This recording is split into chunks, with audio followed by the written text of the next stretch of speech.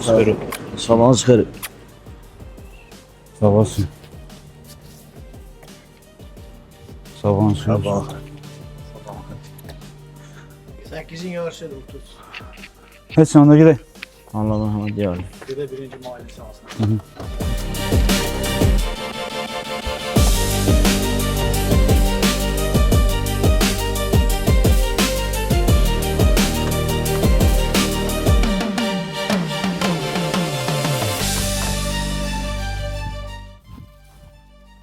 Buradakı ağacların altı təmizdir.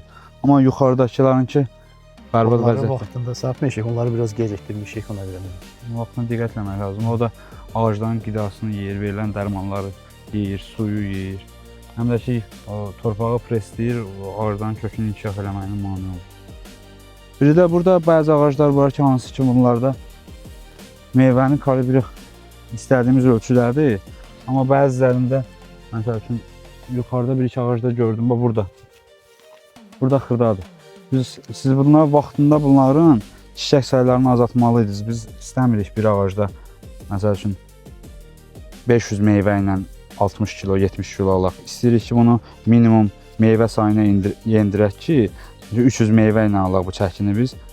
Meyvənin keyfiyyəti olsun, kalibri olsun. Burada dərman harada səpirlər? Bu aşağıda. Yenə aşağı düşək.